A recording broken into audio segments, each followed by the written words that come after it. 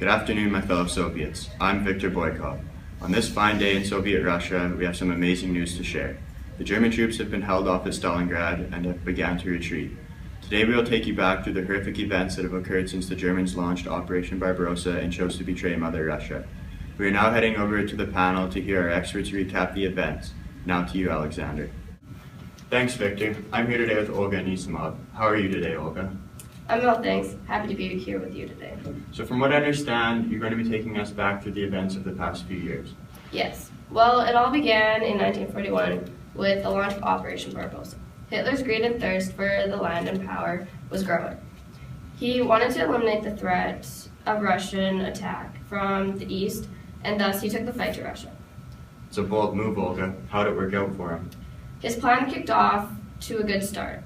Hitler's Nazi executed the strategy known as the Blitzkrieg to a T, and Russian soldiers had no response. The German lines advanced all the way to Moscow, and at one point, and Stalingrad at another point, along their front lines. Those are some key objectives for the Soviet government. If they were to fall, we'd be facing a huge threat of falling to the Germans.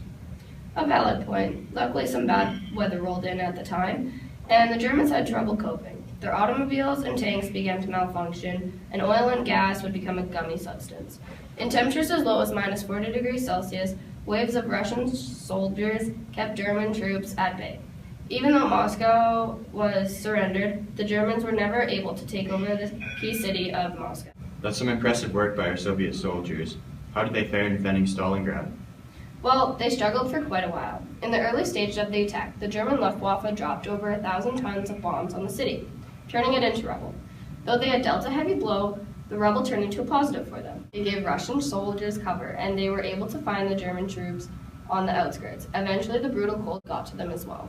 Such outstanding efforts by our troops to endure the cold and hold on to Stalingrad. But that's all the time we have for today. Thanks for coming down, Olga.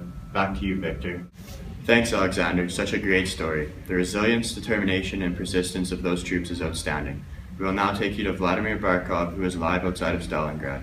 To you, Vladimir. Thanks, Victor. I'm here on the outskirts of Stalingrad, and what a sight it is. The city is in ruins, buildings toppled all over. There are mounds of snow all over, and it just keeps snowing.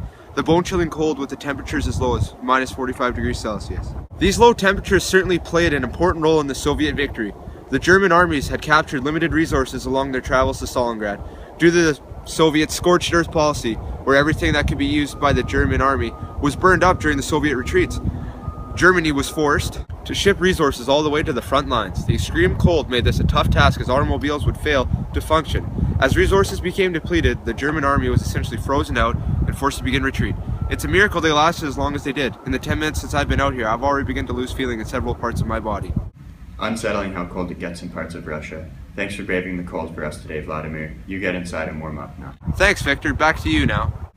Such an exciting day for Soviets all throughout Russia today. The tides have turned in this war, and they've turned in our favor. I see good things in the near future for Soviet Russia. Thanks to all for watching. I'm Viktor Boykov, and from all of us here at the Channel 4 News, long live the revolution.